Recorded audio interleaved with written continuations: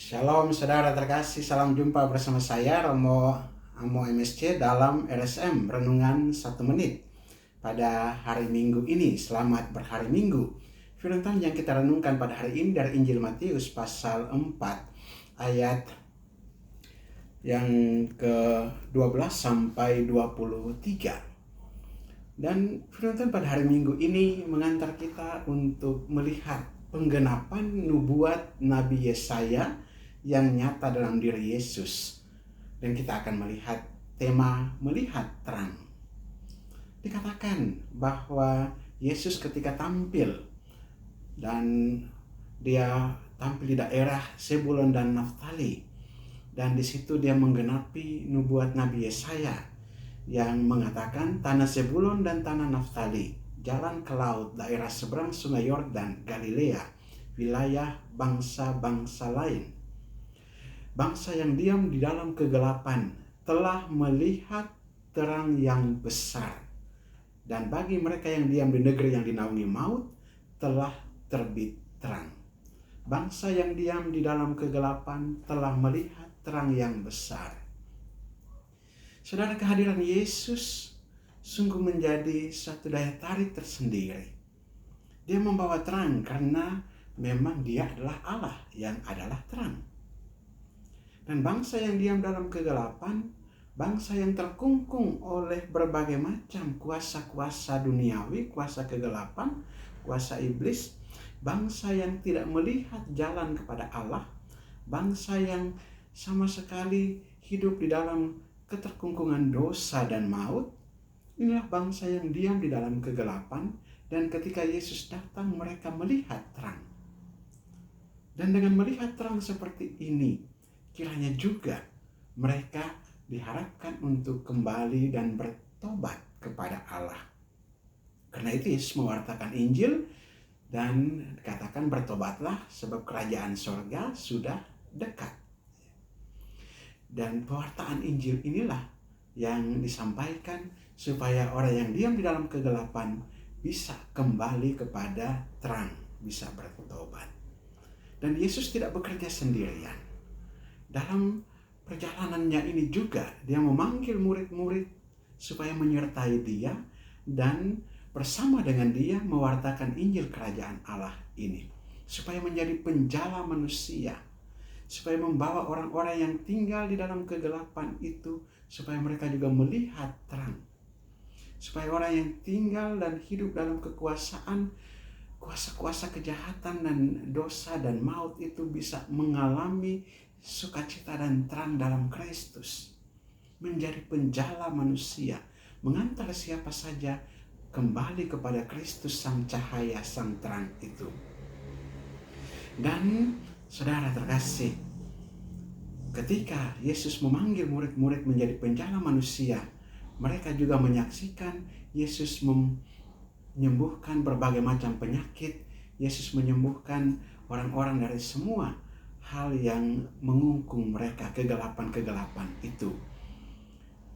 Saudara, bagi kita sekalian, apa yang dikatakan nubuat dalam Nabi Yesaya dan terpenuhi oleh Yesus ini ketika dia memanggil murid-muridnya menyertai dia dan juga menjadi penjala manusia, hal ini juga kiranya berlaku bagi kita sekalian untuk mengantar orang-orang kepada terang supaya mereka melihat terang.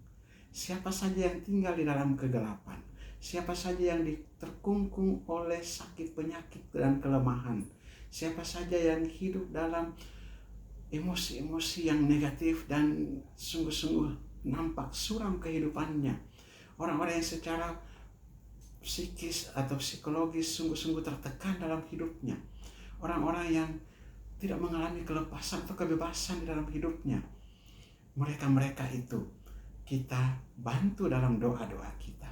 Kita menjadi penjala bagi manusia untuk kembali melihat terang. Kita bantu mereka dalam doa-doa supaya mereka juga mengalami terang Kristus itu. Kita hantar mereka, semoga mereka kembali ke jalan Allah. Memang kita semua tidak sempurna. Kita semua tentunya juga memiliki kelemahan dan barangkali juga tinggal di dalam kegelapan dan dosa itu.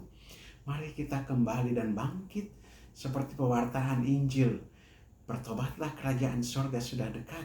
Kita juga kembali bertobat dan kembali kepada terang Kristus, dan juga dapat mengantar saudara-saudara kita dengan mendoakan mereka. Memang kita tidak dapat mengubah Tuhan, mengubah orang-orang itu, tetapi Tuhan dapat juga lewat doa-doa kita, lewat kerahimannya, dapat mengantar orang-orang itu kembali ke pangkuannya. Dan berkat keseriusan dan ketekunan kita juga dalam doa-doa kita, dapat juga menjadi sarana penjala manusia untuk menemukan keselamatan terang di dalam Kristus Tuhan. Marilah kita berdoa. Allah Bapa kekal dan kuasa, kami mengucap syukur dan berterima kasih kepadamu. Engkau mengutus Yesus Kristus putramu yang menjadi terang di dalam kegelapan hidup kemanusiaan kami. Kami bersyukur melalui Kristus terang itu juga kami boleh mengenal Engkau sebagai Bapa kami. Dan kami juga dapat percaya dan mengikuti Dia, dapat juga mengambil bagian dalam tugas perutusan sebagai penjala manusia melalui sakramen pembaptisan yang telah kami terima. Terima kasih Tuhan untuk anugerah rahmat yang besar ini.